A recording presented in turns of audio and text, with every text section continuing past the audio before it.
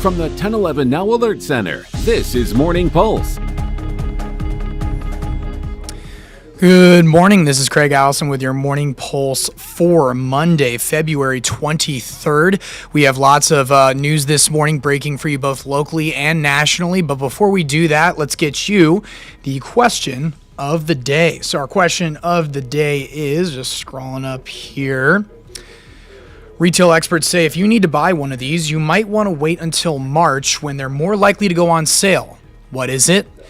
Answer is a vacuum cleaner. I was honestly thinking it'd be something a little bit more seasonal, like a snowblower, like Megan Conway and Brandon Rector said this morning, or a vacuum cleaner, but not a vacuum cleaner. Or myself, I said a winter jacket, but the answer being vacuum cleaner threw me off completely. That being said, if you want to participate in our questions of the day, be sure to head over to our 1011 Facebook page, put in your guesses. We share them on 1011 this morning, and we reveal the answer as well towards the end of our show. That being said, let's head on over into our top story this morning that was breaking earlier on. Lincoln and Fire and Rescue responding to an early morning fire at a bridge in West Lincoln. Initial reports of the fire came in around 3:45 a.m. And this morning near Westgate and Sun Valley Boulevards, this railroad bridge here we're about to see did eventually collapse right there on your screen just before 5:30 a.m. Very dramatic footage there, and you can continue to keep watching this on our website, 1011now.com, as well as some latest updates. But again, our reporter on scene could see the bridge engulfed in flames and heavy smoke rising from the area just miles away when they were approaching the scene. Now, no cause has currently been determined, but right now we are currently working with LFR as well as reaching out to local railroad companies in the area for next steps.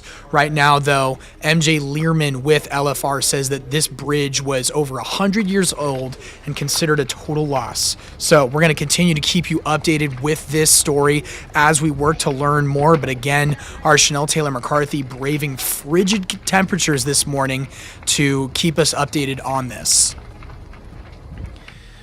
Sticking over to our national story this morning, the leader of the powerful Jalisco New Generation cartel known as El Mencho was killed Sunday. Nemesio Oseguera Cervantes was killed during an operation led by Mexico's military. Oseguera, a former police officer, led one of the most powerful and ruthless criminal organizations in Mexico, according to the U.S. Drug Enforcement Agency. Oseguera was wanted by U.S. authorities who offered millions for information on his whereabouts. Authorities have yet to release details about the operation leading to Oseguera's death, but you'll be sure to see it on our website, 1011now.com, once that national update comes in. Your third story and our top 6 stories from this morning is from our crime tracker. Norfolk police officer has been arrested after being accused of driving under the influence. Norfolk police say they received a report of a driver taking a shot of alcohol while driving. Officers stopped off-duty police officer Ray Larson in a Hy-Vee parking lot. Police contacted the Nebraska State Patrol to take the investigation to eliminate any conflict of interest. Larson was arrested. He's facing DUI and possession of an open alcohol container charges. Officer Larson has been placed on administrative leave until the investigation is finished.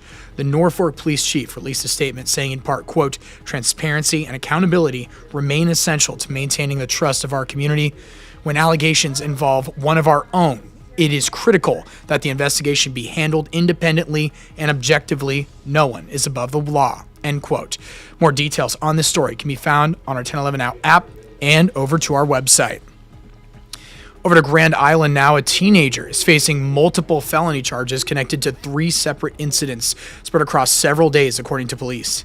18-year-old Damian Perez was arrested Thursday. The first incident happened last Monday afternoon during a Grand Island high school protest where 3 juveniles claimed Perez pointed a gun at them. In another incident, a couple claims Perez approached them in a Target parking lot. Perez lifted his shirt, showing the couple a pistol that he was carrying. And in the final incident, GIPD says 4 bullets were fired at a Grand Island house. Police believe it was a targeted incident between Perez and another teen. Nobody was hurt in any of the incidents. He now faces 5 felony charges and a misdemeanor. Now over to some sports news. Yesterday in Seattle, sophomore Britt Prince hit a go-ahead three-pointer with just 7 seconds left, lifting Nebraska to a 66-65 victory over the Huskers.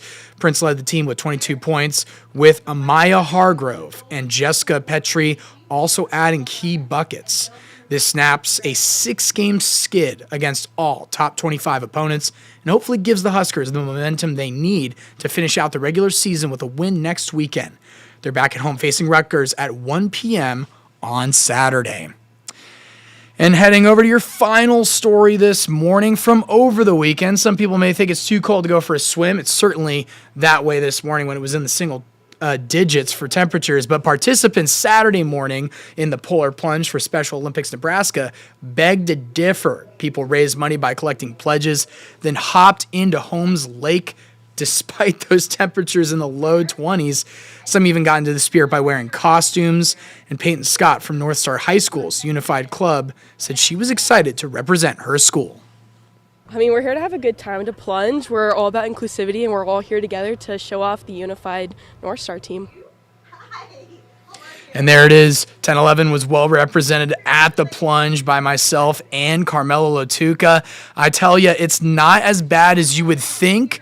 And I know I was wearing a suit jumping in, and a lot of you viewers had a lot to say about that. We had some crazy costumes. There was Hulk Hogan, the Finding Nemo team. We had the entire cast of Nacho Libre dressed up there. Lots of crazy and creative costumes and going on there. And sorry about that super for the wrong story there, but we'll get that fixed out. Anyways, a very amazing event for a great cause, and it was quite a lot of fun there as well.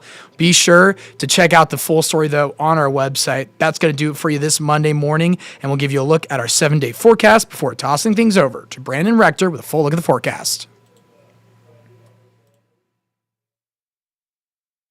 Good Monday morning. Meteorologist Brandon Rector with you in the 1011 Severe Weather Center. It is going to be mostly sunny to partly cloudy for today, with our winds becoming south at 5 to 15 miles per hour this afternoon. Looks like clouds will begin to increase as we head into tonight, so it'll be partly to mostly cloudy. Temperatures at noon in the mid-teens in portions of eastern Nebraska to the upper 40s in part of the Panhandle. At 4 this afternoon, temperatures ranging from 25 in Tacoma to 61 in Scotts Bluff. By 8 this evening, we'll see our temperatures mainly in the 20s, 30s, and 40s.